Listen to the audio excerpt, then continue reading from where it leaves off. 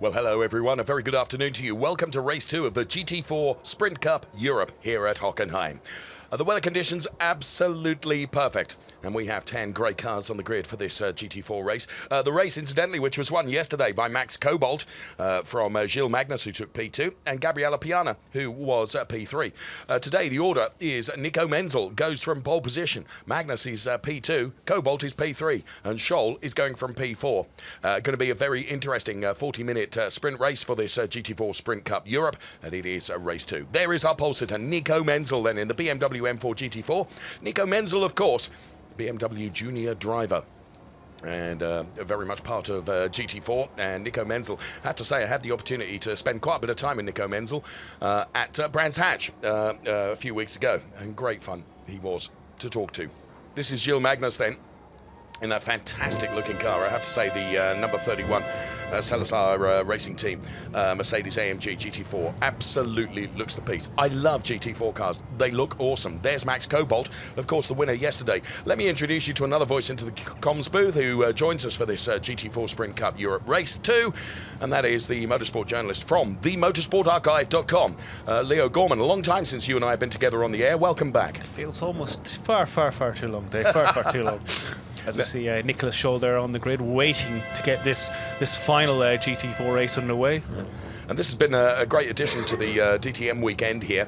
Now, Tim Hyneman, I was commentating on him on Friday night. What are you talking about, Dave? There was no racing on Friday night. Oh, yes, there was. The Mercedes-AMG racing competition, which Tim Hyneman won last year. He was competing in it once again. And Tim Hyneman racing for real, which just proves what e-racing can do for you. Absolutely, and it's we've seen in other programs over the years, like the GT Academy and the F1 esports program going on at the moment, that these drivers can learn the real goings-on of motorsport through using simulations. And here you have an example: Hyneman on track, ready to take part in this GT4 race. I was desperately trying to think of that other GT driver who I know had another very successful e-racing campaign, and then went off and he won a competition, didn't he? And he has become a proper racer like Tim Hyneman. Go on, you're going to tell me the name. You're talking the likes of Jan Mardenborough. That's the one, Jan Mardenborough. Of course it is. Thank you. Thank you. Right, to talk about this GT4 race then, Nico Menzel, who, has to be said, had a coming together yesterday and ended up with a DNF, as did Tim Hyneman and Nicholas Scholl for that matter. So Nico Menzel, in front of the still thousands of spectators that are here at Hockenheim, he's got to do well, hasn't he? And he's got to prove his worth in front of all these people. And we know just what a talented driver Nico Menzel is. Of course, he comes from a good racing stock, doesn't he? As the grid in full is unveiled in graphics. Nico Menzel from Gilles Magnus, then it's Max Cobalt, Nicholas Scholl, Tim Hyneman, Gabriella Piana, Razvan Amburescu, Hendrik Still, Baz Schuten, and Henry Kaupi in the Ginetta. And it's really nice to see, a Ginetta, because here in Europe we don't see too many Ginettas, do we? Back in the UK, which of course is home to you and me, Ginetta's a hugely successful racing car, but to see them in the GT4 class here is good, isn't it? You see Ginettas so many competitions throughout the UK, and like you said, we think we saw them on 1 or 2 international competitions last year, but we're only even maybe like small single entries. So it's good to see the Ginettas here again as they spread their way out through racing competition, and that's good to GT4. There's no barrier in that kind of sense. A GT4 car in Europe is still going to be the same GT4 car that we will see compete here at Hockenheim today. So it's great for open competition in that sense. And one of the discussions we were having yesterday is the fact that GT4 as a category, because GT3, let's be truthful, is so blooming expensive, isn't it? And GT4 offers a really, really good route into racing without necessarily breaking the bank. Yeah, GT4 racing still hasn't reached that level of GT3, which is a very, very professional kind of backing behind a lot of GT3 racing now. So GT4, for a lot of AM racers and a lot of semi-professional racers, this is the way to go as we're getting to line up 2 by 2 to come round and start this race. Oh yes, the safety car will peel off into the pit lane there. Nico Menzel from pole position, Gilles Magnus going from P2, then it's Max Cobalt and Scholl, then it's Hyneman, Piana, Umberescu, Still, Schouten and Kaupi. So the adrenaline begins to rise, so too will the engine note. Once the lights go from red to green, we will be away and racing. Nico Menzel then And away we go. It is the 40-minute race is underway, and Nico Menzel immediately makes sure that he protects that line going into turn number 1. There's a challenge going on for P3 already, and all the way around the outside there, Lee. That was a good move from the Cayman. And one of the BMWs really launched itself over the curbs on the inside of turn 1, as we see Menzel holding the lead as it come down to turn 2. Then it's going to, you've got a very tight right-hander, and it's going to be a long draft towards a long bending left-hand corner to take you down to the hairpin at the end of this straight. Yes, we're on the parabolica now, which does lead us to that hairpin straight. Here comes the battle for P3 then, and P1 and P2 relatively settled at the moment as they head up towards the hairpin, but that's not necessarily the case. Menzel is coming under pressure here.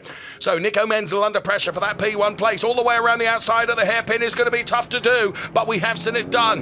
Now Nico Menzel was absolutely fair there, left racing room, but it's often off the back of the hairpin where you set a move up going into turn 7, 8, 9 and or 10 potentially. I think I believe Cobalt probably went a little bit too far wide on through the hairpin to really make that work, but as they come through Mercedes, Menzel goes wide, and you can see it's given Cobalt, he gets to let the back end slide out completely there. Yesterday, the car always looked very, very loose at the rear end, it has to be said, but there are some drivers that we know prefer to drive a car that is particularly loose at the back end that will oversteer rather than understeer, but it does look like there's a lot of oversteer dialed into that car. After saying that, it's not losing any pace at all, is it? Another one of the Mercedes drivers there was the number 48, Tim Hyneman driver we were talking about a few moments ago, went right out onto the gravel, come through into the stadium section, didn't lose any ground, but he would have lost a little bit of time. As you see now, they're breaking away, aren't they? You see, the P1 and P2 drivers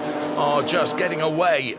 As you can see, as they cross the timing line now, Nico Menzel leading from Magnus, who is P2, then it's Piana P3, as indeed he was yesterday, then it's Scholl, Cobalt is P5, then it's Heinemann still, and Ambarescu with Schuten and Kaupi bringing up the rear of the pack at the moment. But Nico Menzel is under pressure here from that driver from Celeslar Racing Team, that Gilles Magnus Mercedes-AMG GT4 is not letting Nico Menzel get up the road. They are only 3 or 4 tenths apart, Lee. And you can really see Menzel actually grabbing the inside of the corner. They're really getting 2 wheels on the grass as they came around, a little left-hand kick leading onto this parabolica. Now, is Magnus going to get a run down here? I think he might, but Menzel protects the middle of the road.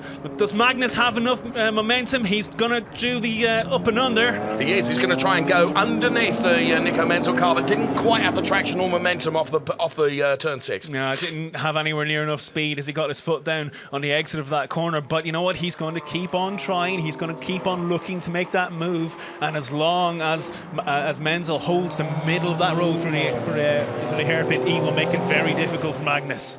Nico Menzel then, he's having to focus really hard on defending that P1 position at the moment, and he's doing that very, very well. As I mentioned at the pre-program, Nico Menzel, a BMW junior driver, very much on the program. And there is Tim Heineman then, who is really having a go at Cobalt then, ahead of him. And here, now we can see Magnus is getting ever closer to Nico Menzel. Now here, that Sachs turn is like a NASCAR turn, isn't it? You can go low, you can go high.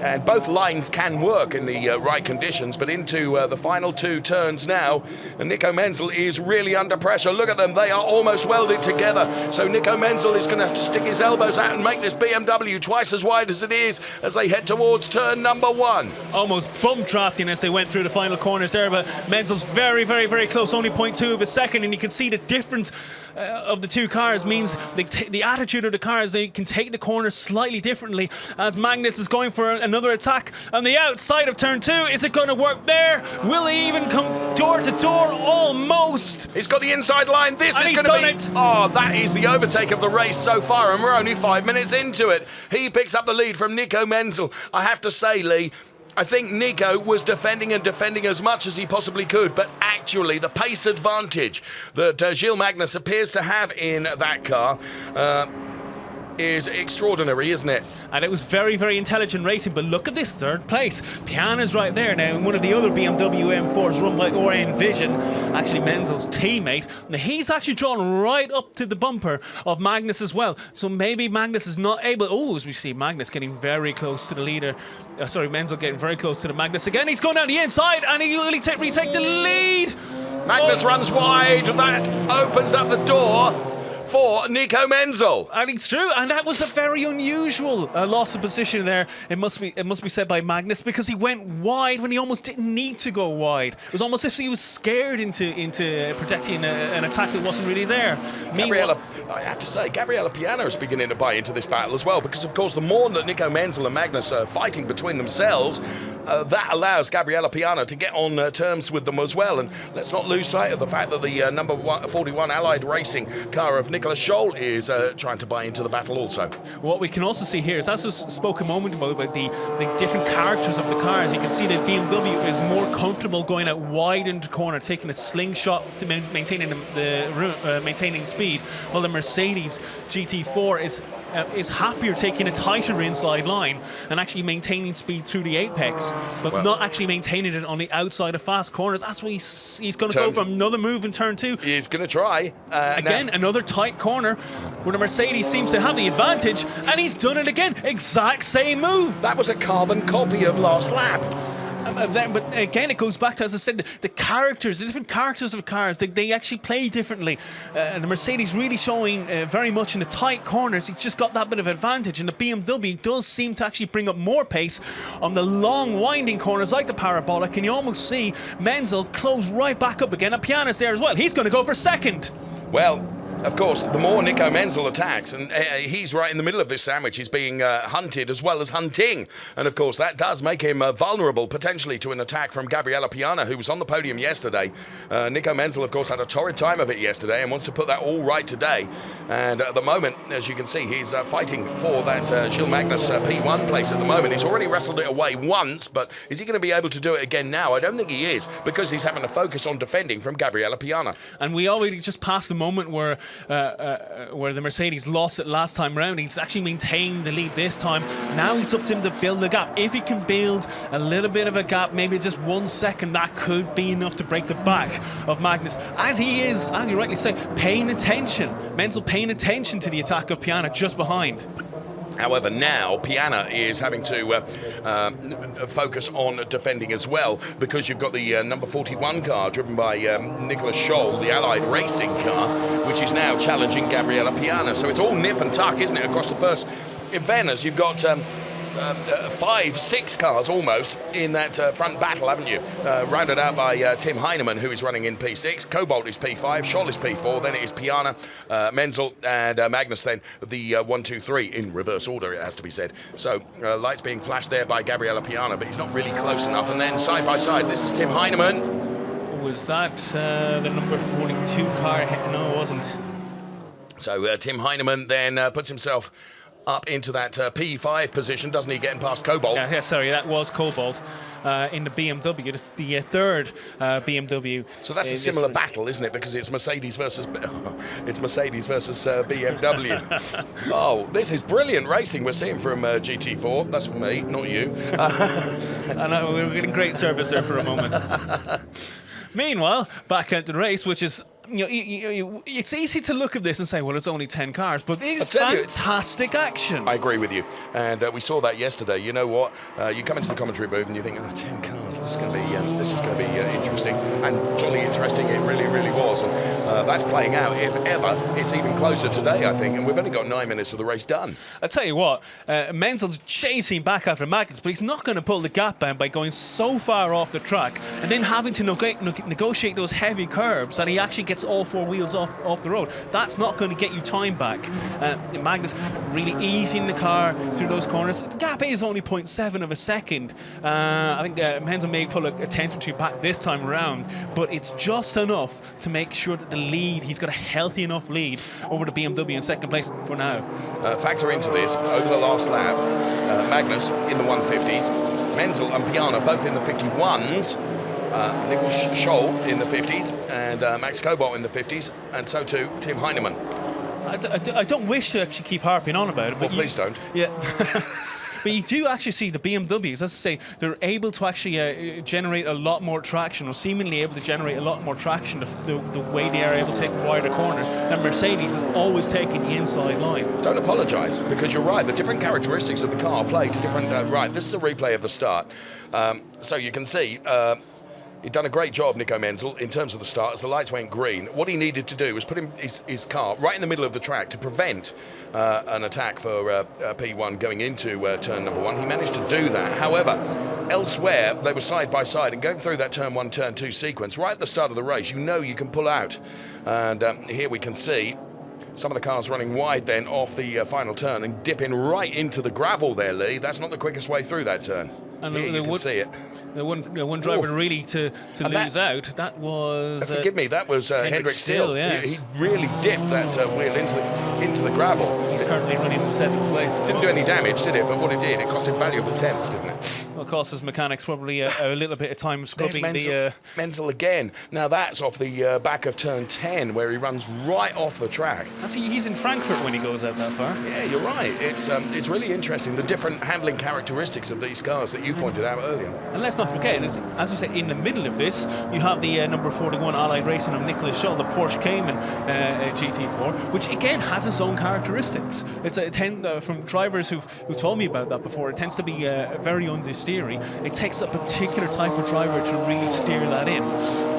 So you have 3 different manufacturers in the top 4 with 3 cars with 3 very different characteristics, and yet look, they're all in the same screen coming down the start-finish straight. It has to be said though, despite you saying that, Magnus now has opened up a 1.5 second margin. He was the only driver out of all the drivers to be in the 49s last lap around. And I just wonder, maybe at this stage, if Menzel is probably almost throwing it off the track a little bit too much. He's actually getting a little bit too ragged, being too aggressive.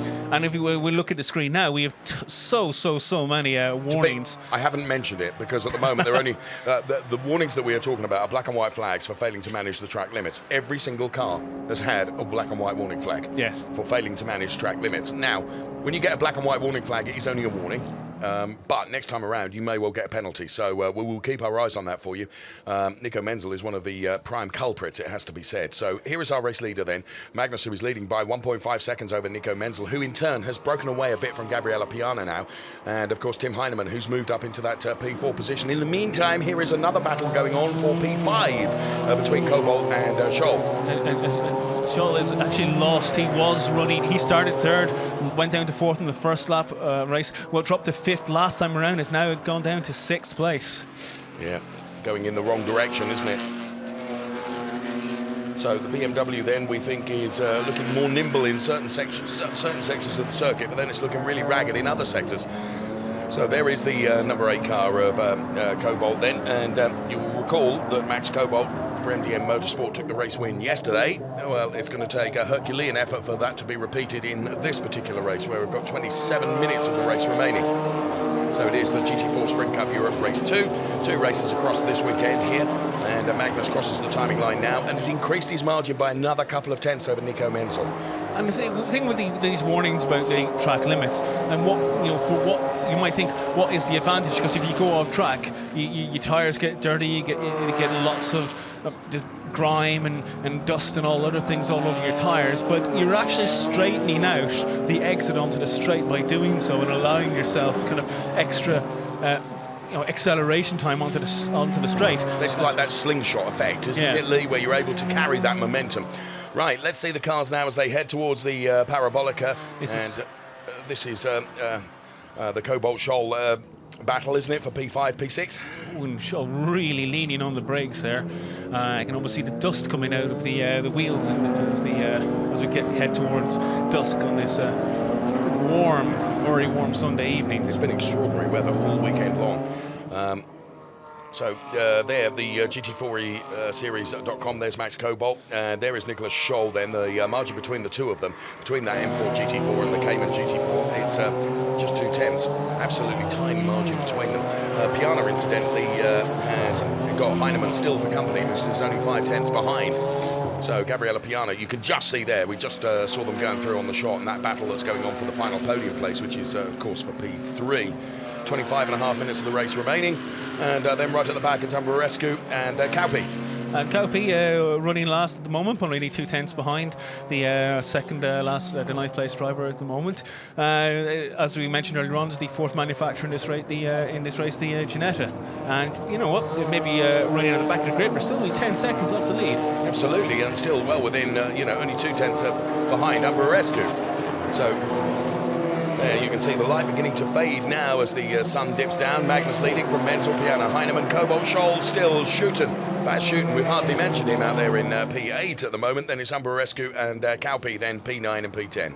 I don't necessarily think, as we see, there's a move here, and that's it. It's Hyneman getting past Piana for third place. He's done it. I told you just a few moments ago, he was merely tenths between the two of them, and Tim Hyneman has put himself ahead and is into a provisional podium place now, if he can stay this way. But I'll tell you what, Max Cobalt is coming back at him here at the Parabolica as they head up towards the hairpin. Max Cobalt to the outside, Tim Hyneman in the inside. Gabriella Piana, not Max Cobalt, what am I talking about? So, Tim Hyneman, well, he really squeezed him there. I mean, he's allowed to defend, isn't he? Well, they both, it cost them both really, and we see in the background there Scholl going off well wide again as Piana looking. You can see again in this instance the different racing lines are taking. I'll tell you what, Gabriella Piana is not giving up on this battle, Lee. And Hyneman is defending with all his might. But can this, as these two keep fighting, it is going to allow Max Cobalt to perhaps get onto the back of them. Look how Max Cobalt is really throwing that BMW through the turns. He head towards turn number 11 now. There is Tim Hyneman in the number 48 car, now just beginning to be able to stretch his legs a bit away from Gabriella Piana. Gabriella had done a great job in terms of defending that P3 position, and of course was on the podium yesterday. And he gets the car very, very sideways there, but controls it beautifully, but that cost him some valuable tenths. And Tim Hyneman, fair play to him, has put the car in P3. Now, to get on terms with Menzel and Magnus is going to be probably a big ask. A podium position it'll be a hard one. Podium position if it stays like this, but there's still 23 minutes plus 1 lap to go. No, only 23 minutes. 23 minutes. There's no plus 1 lap. They're not getting that. What a shame. Magnus leading up front, 2.4 seconds ahead of Menzel. And that was something we mentioned earlier on. Once he kind of it just broke a little bit away from Menzel. That really did that battle. That was enough, wasn't it? And that's almost, not only is it a physical gap, but it's a psychological gap as well, Lee. Absolutely. As we see, these are the two leaders. And you can really see, you know what, when the Mercedes does brake hard into the hairpin, you can actually see the dust coming out of the brakes. Yeah, there. It was a good, you're absolutely right. As the front end of the car actually kind of saunters down. It compresses, doesn't it, under the force of braking. So there you can see the red and grey livery there of the Tim Hyneman car running in P3. Gabriella Piana now is P4, and then Max Cobalt. What is Cobalt back to Piana? 1.9 seconds. So actually he didn't take advantage too much of that battle that went on, wasn't able to get quite close enough. There is the number 41 car of Scholl, and the race leader is Gilles Magnus, of course, running in. Look how wide they go. That's off the back of turn number 10, isn't it, where you come out of that Mercedes section. You see the drag strip there. Yes, of course, not many people realise that, but we do actually have a drag strip here at Hockenheim. That part of the corner actually makes up the run, which starts actually just behind the final corner. Yeah. Does it still offer as a drag strip? I've never known that. I think so. Okay. Sorry, we're going off at a tangent. Carry on, Dave. Gilles Magnus then, race leader, 2.7 seconds. He adds another 3/10 to the gap between himself and Nico Menzel. There is Nico Menzel in P2. Tim Hyneman is P3. Is Hyneman getting a little bit closer, I think, to Nico Menzel now? That gap is down to 2.5 seconds between P2 and P3 now. Menzel, I've noticed, when we have seen him, and we've seen Magnus really, you can see the grip almost catching up with the cars coming down to tight corners. They are, I have to say, those cars, all of these cars, sound awesome, don't they? Yeah. Look awesome too. But when he's getting the throttle on coming through the corners, and the wheels are still spinning round, and then it's actually the grip. You can see the car actually grip, and it almost just catches the Mercedes slightly unawares. And Magnus is good enough to actually capture that and keep rotating. I think you're right. Now, Ambarescu could be under a bit of pressure here from Kaupi, in the Ginetta. This is for Pete. Oh my God! And do you know what? I could see that wasn't coming it? from a mile away because he was so late on the brakes. He actually completely lost shape on the way into the corner. I apologise to.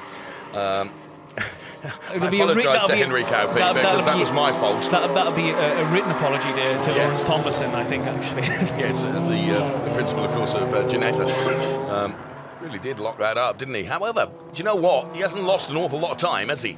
Well, I just wonder, to a degree, if Umberescu maybe saw it in his mirrors. Did he see it in his mirrors and maybe took a slightly... No, I think you're being very unfair.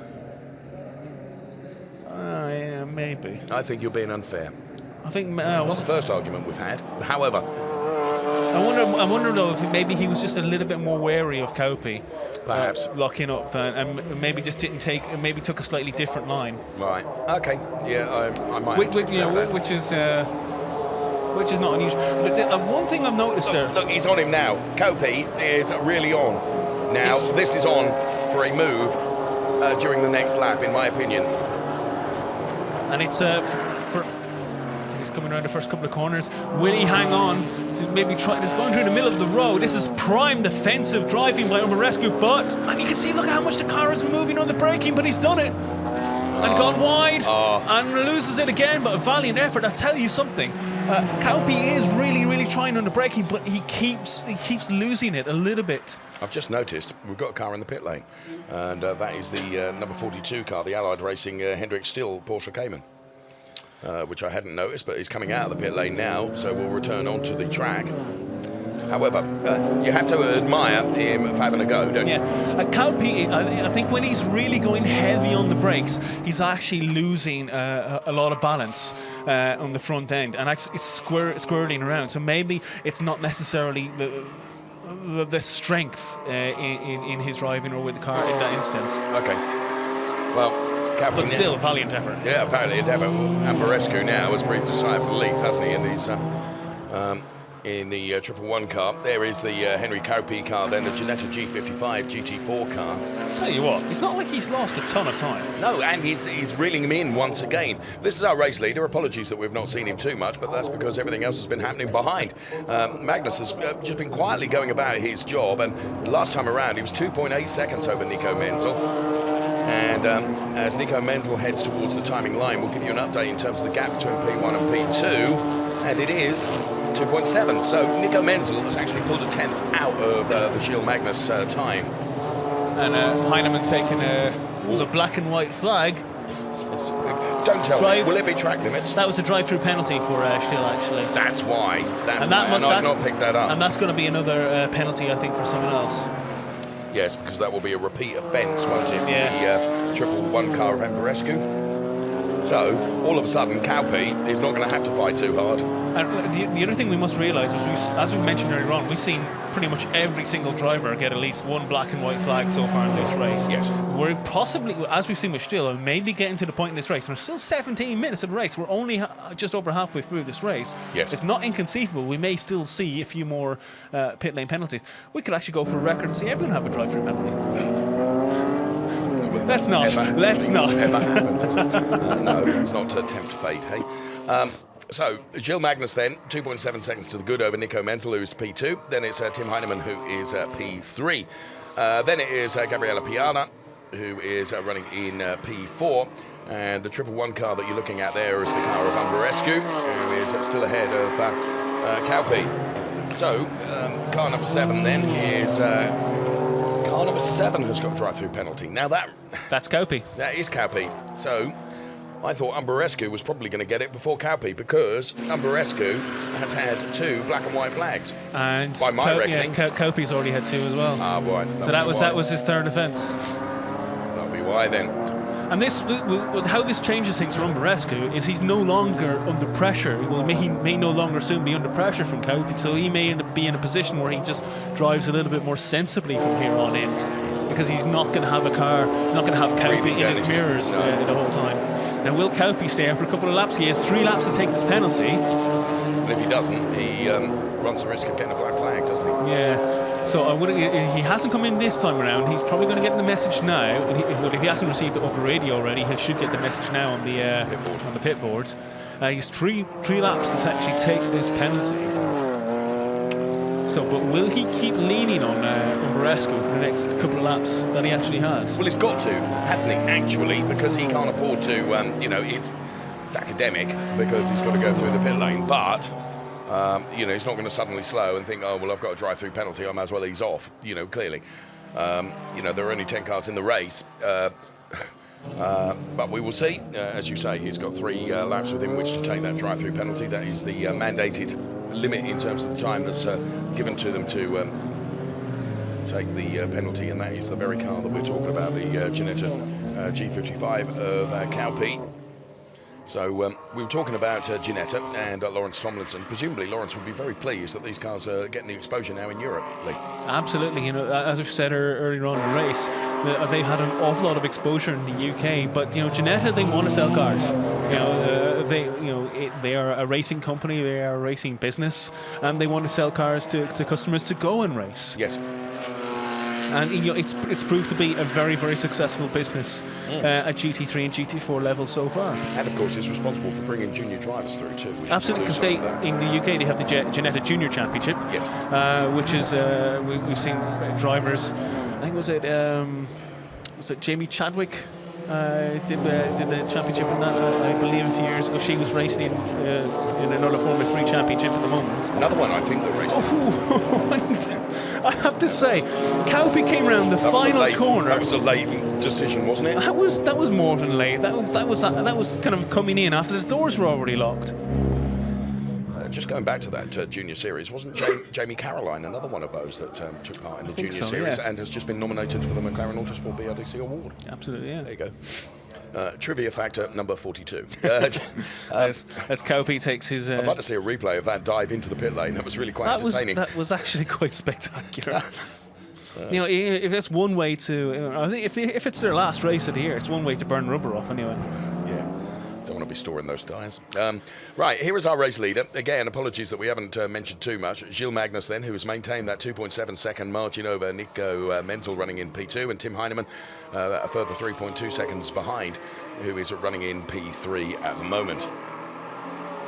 So 13 minutes of the race remaining, and the Gilles Magnus car, for my money, Lee, it's looked a bit loose all the time at the back end, but I think it's beginning to look a bit looser now. And the reason for that will be, of course, the tyre degradation over the race, and of course the lower fuel load means that there's less weight. So all of a sudden, he's probably having to work even harder at keeping that car as competitive as it is. And, I mean, they are within 100ths of lap times. They're both in the 153s. So as the rear tyres do burn out a little bit quicker, and as you said, the fuel goes down, so the weight's actually shifting towards the front of the car. Yes. So, and we mentioned earlier on how going into the hairpin, how the Mercedes really kind of compresses forward in the front. And we're going to see that probably a little bit more aggressive, more violent as we come towards the final laps of this race. Magnus, to be fair, to prove me entirely wrong, he's just taken another 3/10. Now, whether Nico Menzel actually made a mistake, because the gap between P1 and P2 is now up to 3 seconds. You're right. When you look at the Tim Hyneman car, you mentioned this earlier on in the race, you can actually almost see the dust from the brake pads dissipating out of the wheels of the car. Yeah, and I mean they're braking from very, very, very. Even in GT4, yes, in GT4 cars, we're talking about machines that are braking in from very, very, very high speeds. They're coming really down from 180, 190 kilometers an hour down to the second gear to make that chicane. Just been given another black and white warning, which is the second one. It's for car number 41, and that is the Allied racing car of Nicholas Scholl, that Porsche Cayman, running in P6 at the moment, I believe. So what have we got? 11 1/4 minutes of the race remaining here. The GT4 Sprint Cup Europe Race 2 here at the 4.574 kilometre Hockenheim circuit. So there is our race leader, Gilles Magnus then. P2 is Nico Menzel. P3 is Tim Hyneman. And Tim Hyneman within 3.1 seconds of that P2 driver at the moment. And out on his own, really, in that P4 place is Gabriele Piana, who, of course, you and I have spoken about in the past in the Carrera Cup, where, of course, he was a regular competitor. and now into this brilliant GT4 Sprint Cup Europe series. So Tim Hyneman, the car that we're watching now, around turn number 15, and turn number 16 is the Sudkurva, the turn that leads you onto the start-finish straight, and they're the number 31 car of Gilles Magnus, who, of course, finished in that P2 place yesterday. The order yesterday was Max Cobalt, Gilles Magnus, and Gabriella Piana. And I would say the Tim Hyneman looking on for a podium, forgive me interrupting you, in this race if everything stays the way it is for the next 10 minutes. The real battle on the circuit at the moment is for over 6th and 7th place, where we have Nicholas Scholl. He's fighting off Bas Schouten in the Mercedes-AMG GT4. That's only 0.8 of a second between them at the moment, and they're almost equal times. They're both in the 1 minute 50.3, so 1 minute 51.3, so they're really matching each other, and that's something that's coming right down to the flag. What I do find extraordinary, and it is credit to actually how aggressive some of these drivers have been in terms of the way they take the track, and you can tell that by the track limits issues that have been, is actually the lap times have not dropped off a cliff, have they? No. So most of the drivers still within the 50s and the 51s. So really, really good to see. So Gilles Magnus then 3.5 seconds to the good over Nico Menzel, then Tim Hyneman, then Gabriella Piana and Max Cobalt, then Nicholas Scholl and Bas Schouten. Umberescu is P8, and then it's the number 42 car of Hendrik Still with Kalpi running in that P10 place following the drive-through penalty. So we've had 2 drive-through penalties, which, given the number of black and white flags that we've seen, is actually remarkable. I expected to see possibly more than those. Well, I think, to be fair, we're now at the stage of the race. We're coming into the final quarter, nearly the last 20% of this race. And I think that a lot of the drivers there have gaps between them, so they're not pushing at 110%, as we would have seen in the first half of this race. They're kind of making sure their cars are kind of take the way home. As we really see Hyneman. Tell you what, forgive me interrupting you. Nico Menzel, last lap around, he was significantly slower than both Magnus ahead and Hyneman behind. That's what I said. Actually, Hyneman has gone from 3 seconds behind the race leader to 4 seconds, and Hyneman's only 1.8 behind Menzel at this stage. What it could have been a mistake that Nico Menzel made that we didn't see. So we'll just keep our eyes on that, because Tim Hyneman now, as you say, just 1.8 seconds behind Nico Menzel as the cars head up to the hairpin then. This is a fantastic part of the circuit, and you can see visibly now just how much closer Tim Hyneman is getting to Nico Menzel. So we think Gilles Magnus is pretty safe there with 7 3/4 minutes left to run. But look at this, under braking going into the hairpin, Tim Hyneman getting even closer to Nico Menzel. There you can see the gap between Gilles Magnus and Nico Menzel. Menzel's pace is going away, Lee. And it's I think he must be trying his best to maintain it to the end of this lap. But I think Menzel is definitely maybe beginning to struggle a little bit. Hyneman took another 10th out of Menzel at the first sector, and took another 10th out there. So it's going to be in around 1.5 seconds. As you see, Menzel going very wide there. Look at the over the last 3 laps. It's gone from 3.1, 2.5, now 1.8.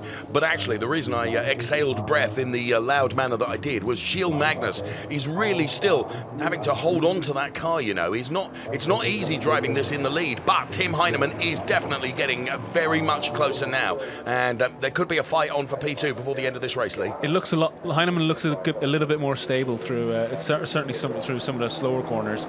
Although the gap it's down to 1.4 seconds. So it's another 4/10, isn't it? But we are running out of time, aren't we? Yeah, there's only 6.5 minutes left. As the old saying, as Murray Walker would always say, catching is one thing, passing is quite another. Of course it is. But Hyneman is definitely catching, and he just looks like through the lower to medium speed corners, he just has so much more traction through those bends. Carry on, I'm busy. I was admiring the quad bike, I'll have you know. So Gilles Magnus then, 4.5 seconds to the good. Then it's Nico Menzel and Tim Hyneman. And again, under braking going into the hairpin. Hyneman gets closer to Nico Menzel. And I'll tell you what, I said, and I admit, I was the one that said it, we're going to run out of time here. I don't think we are, because I think Tim Hyneman has just got the pace, hasn't he? He is a full 0.6 quicker over the last lap than Nico Menzel. Menzel is clearly struggling with that BMW to keep it within the time frame it needs to and not be threatened by Tim Hyneman, because he is going to be threatened by Tim Hyneman, I'm sure, before the end of this race. I know we have only 5.5 minutes left of that. What we're talking about, 3 laps potentially, plus the remainder of this one. Maybe only 2. Ooh, 2. What was that? I wonder whether that was Nico Menzel. The car's certainly running wide. So there is that brilliant Mercedes GT4 car. It looks supreme. Certainly heard a screeching of tyres. Yes. And I just think that the camera we were on at that particular time, we couldn't see the car in vision that was making the screeching noises, and therefore I think it was Nico Menzel. Magnus comes across the line. So another lap in a 1:50. So it was 1.4, wasn't it? The gap between Menzel and Hyneman last time around. Let's see what it is this time. Please report. 1.1. Wow, it's another 0.3, isn't it? This could be on for P2, you know, before the end of this race. I think, you know, because the more these two fight, it's just playing into the hands of Gilles Magnus. He's got nothing to worry about, Lee, has he? The one who's got to be doing the worrying here is Nico Menzel. And I just wonder, sorry Dave, I just wonder if in that early battle for the lead between Menzel and Magnus, if Menzel may have pushed the tyres, pushed the balance Taken a little bit too far. Yeah, perhaps so. Because as we were mentioning, when the BMW seemed a lot more confident in the long, winding, faster corners, yes, well, you're actually probably scrubbing a lot more off the tyres in some of those corners. But at the same time, we also saw the Mercedes braking much harder into the hairpins and tight corners as well. So it's just as you were mentioning that, we saw that being played out as Tim Hyneman really under braking got ever closer to Nico Menzel. The one thing Hyneman needs to dispatch Menzel quickly. He can't risk getting caught behind the BMW, because it'll just become so difficult to actually make an overtake, especially with only 3 3/4 minutes left. So he's got to reel in and pounce straight away. He's got to do it in one move. He's got to try and take Menzel completely by surprise. He's only going to get one chance, isn't he? If he gets that chance, because we've only got 3.5 minutes remaining. There is the race leader, Gilles Magnus. There is P2, Nico Menzel. There is the hard charging Tim Hyneman. Now look at these 2 corners. This is where I think Hyneman actually gains quite a bit of time through the Sachs curve bends in the final corner. Because it just looks like he has a little bit more through those couple of corners than Menzel.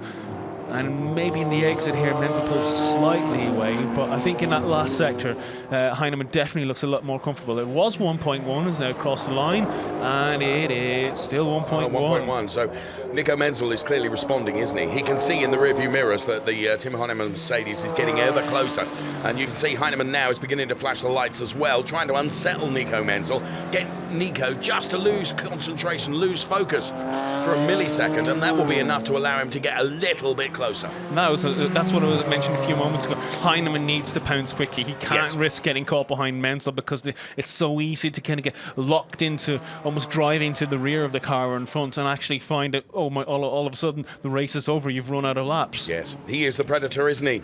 As they head up towards the hairpin now, under braking, you can see the dust almost being, and that's a mistake from Nico Menzel. That allows Hyneman to get ever closer. So with 2.25 minutes remaining, this is hotting up nicely, this battle for P2. But there, off the back of that hairpin turn, that's when the BMW seems to have the strength, exactly as you have indicated during the course of the race. As we get to come through now into the Mercedes section, as you can see the BMW does look a little bit more nimble through those couple of corners. As we see this great battle. And how wide is Menzel going in those couple of bends there? There's no... and there again, that's the BMW, Dave. Yes, that's the BMW. That wasn't Magnus as we thought a few moments ago. In fairness to me, I said when we heard that first time around, I thought it was the Nico Menzel BMW, and sure enough, the car is looking more ragged now, isn't it? Now, we've only got 1.5 minutes left. It was 1.1 seconds last time around between P2 and P3. Tim Hyneman is absolutely throwing everything at this to try and get on terms with Nico Menzel. He is only going to have, what have we got now? 1.1 it was. It's down to 8. 0.8. And Menzel lost another couple of tenths just out of that final corner. This is the final lap of the race. He needs to do it now. He needs to make as much time as he possibly can through turn 2, which is this corner here. He's braking hard, but it's not close enough. He needs to get on the rear of Menzel. He's got a good line through there as they go into the long parabolic turn. Will he make a dive into the hairpin at the end of this straight? It's going to be a do-or-die effort, isn't it? Because he's so far back now from Nico Menzel to have a go going into the hairpin. As we can see the cars now, he is going to have to be the king of the late breakers, isn't he? And you can see that he is, but I don't think he's close enough. He's on the wrong line anyway. He needed to be much further on the inside of the line earlier on to actually try and at least distract Menzel to some degree, but just sticking to the same line wasn't going to be enough, was it? It wasn't going to be enough. So Nico Menzel then will breathe a huge sigh of relief. He can just hold on to this for the remaining few turns then. Gilles Magnus, who's rubbing his hands with invisible soap because he's had nothing to do really apart from drive the car very, very well for the remaining corners, and he will, he crossed the line 6 seconds ahead of these two last time around. And again, listen to that. He really he's pushing the car, isn't he?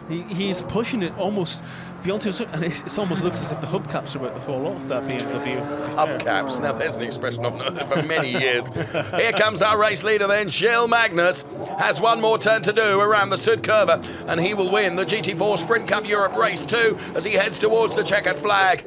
Well done, Gilles Magnus, P1. Nico Menzel will hold on for P2, but being chased the whole way by Tim Hyneman, who takes P3. Gabriele Piana out on his own will be P4. Then it'll be Max Cobalt who will take P5. Three-way battle right to the line. And I think Cobalt just holds it by 0.1 of a second. It was a tenth, wasn't it? Cobalt ahead of Scholl. And only another 4 tenths to 7th place as well as Umberescu comes. And then Umberescu and then still Caupi. Wow, what a brilliant race, Lee. That was great fun, actually. It was great fun. And you know what? I could have probably watched that Menzel Hyneman battle for another few laps. And I think it would have raged for another few laps. I just think that Nico Menzel knew where the weakness was with the BMW, and he was driving through the problems, and that just prevented Tim Hyneman from ever getting close enough. And as we mentioned earlier on, I really just do think that those first few laps, where Menzel was fighting very hard against Magnus to try and maintain the lead, probably cost Menzel that touch of the tyres, and it's probably It's probably where he really began to fall backwards towards third place Hyneman. Hyneman, respect, very good race. He actually started 6th place, if I remember correctly. Yeah. So to take the podium, as you see Magnus taking the plaudits from the remaining crowd and the marshals here. Great job behind him, and to start 6th, take 3rd. Here's a replay then of the checkered flag coming down for Gilles Magnus then, who takes the win. 5.5 seconds to the good over Nico Menzel in the end, and a great race win, and we can see it from the rearward view, and there the checkered flag then falls for Gilles Magnus. I do think though that Hyneman probably needed to get a little bit, really needed to kind of broaden his approach in terms of his attack on Menzel in those final laps. I think maybe the downfall. He finished 3rd, but maybe the downfall in not obtaining 2nd is he probably maintained the same line for each lap round. Here's confirmation of the result then. Gilles Magnus taking the win from Nico Menzel, Tim Hyneman P3, Gabriele Piana was P4, then it was Max Cobalt, Nicolas Scholl, Baz Schoten, Razvan Umberescu, Hendrik Silt, and Henry Caupi finishing in P10. GT4 Sprint Cup Europe, a brilliant race 2. We had a good race 1, but I think, for my money, race 2 was even better still. That was good fun. That was very good fun. So the drivers will be up onto the podium, of course, once they've delivered their cars safely to Parc Fermé, and this man will be the happiest of the lot because he goes to the top step of the podium. Did you fancy a drive in that, Dave? Yeah, I'd love that. I think it's a great. This is what I think I really like about these GT4 cars is the depth and breadth, if you like, of the manufacturers. And when you consider that every single one of the cars was lapping in the 50s or the 51s, the balance of performance. The balance is they've got it spot on, haven't they?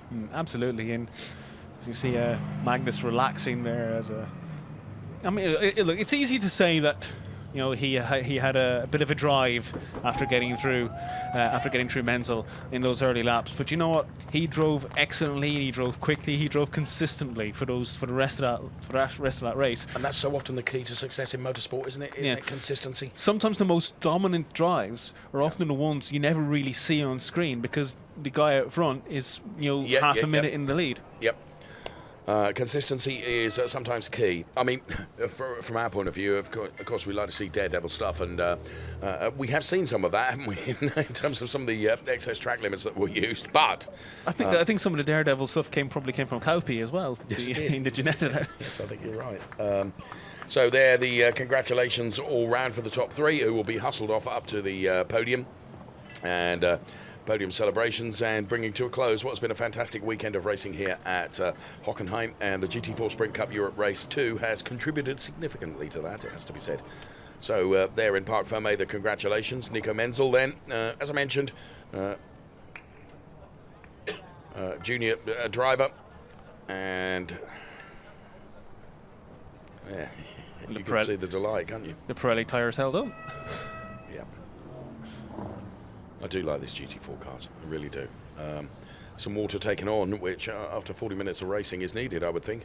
Because they're very physical, I was about to say that exact same thing. They're very physical cars. They're not something that you might think, well, they're only doing 1 minute 50s around here, but they're actually quite a lot of muscle to actually... I couldn't pedal it in the time. But they're quite a lot of muscle to actually throw around a circuit. Yeah. So baseball cap is donned, and the drivers will be hustled up the stairs to the podium. Let's take super slow-mos to the top three. Tim Hyneman takes P3. It's a Mercedes-AMG GT4. Drove a very good race, starting 6th place to come home 3rd. P2 went the way of the BMW M4 GT4 and the BMW junior driver, Nico Menzel. Started on pole position, had a fantastic battle with the eventual race winner in the early laps, but fought off a fight from Hyneman in the final laps to come 2nd. Taking the win in a dominant style by 5.5 seconds for the Mercedes-AMG GT4, Gilles Magnus. Started 2nd, as we just mentioned a few moments ago, battled hard, had a few overtakes with Menzel in the early laps, but once he was in the lead, he pulled out a gap to win by 5.5 seconds.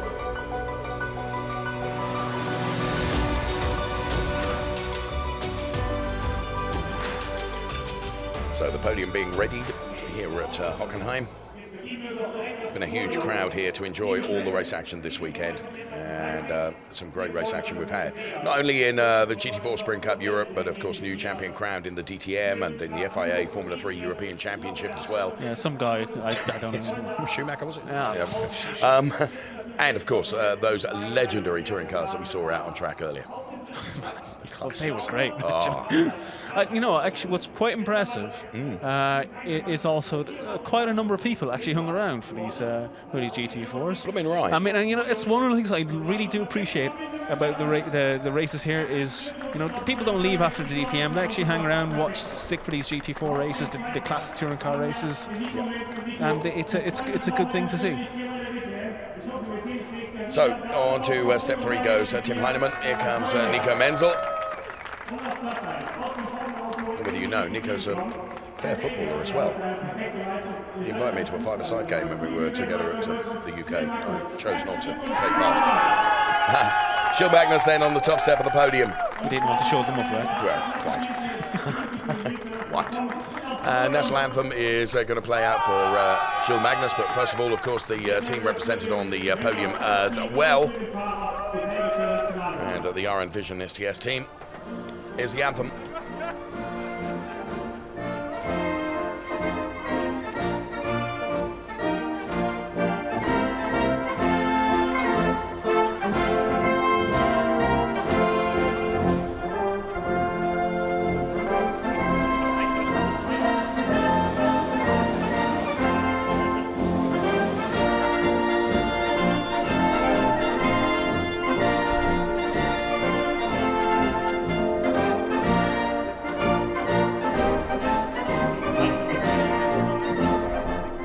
So the anthem plays out then for Gilles Magnus on the top step of the podium. Here come the trophy presentations then. as the baseball caps are returned to head. So P3 presented first of all to Tim Hyneman. Ooh. Pleased with that. He had a rotten time of it Friday night in the esports racing competition where he was hopeless. Ironically. Well, yes, he won it last year. But I mean, as we mentioned earlier on, started 6th in this race, taking the podium. Very, very good effort. P2 then for Nico Menzel. Menzel happy, but probably mulling over the fact that he did start on pole. I think the Menzel family mantelpiece will be bowed with the number of trophies, won't it? And taking the race win then, Gilles Magnus.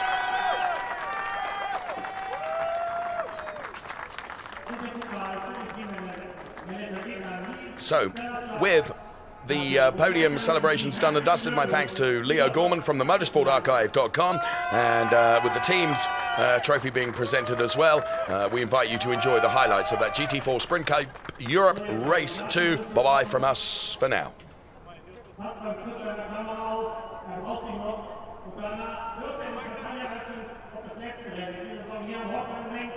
Ich hoffe, ihr kommt alle gut nach Hause und ich hoffe, wir sehen uns nächstes Jahr für GT4 wieder.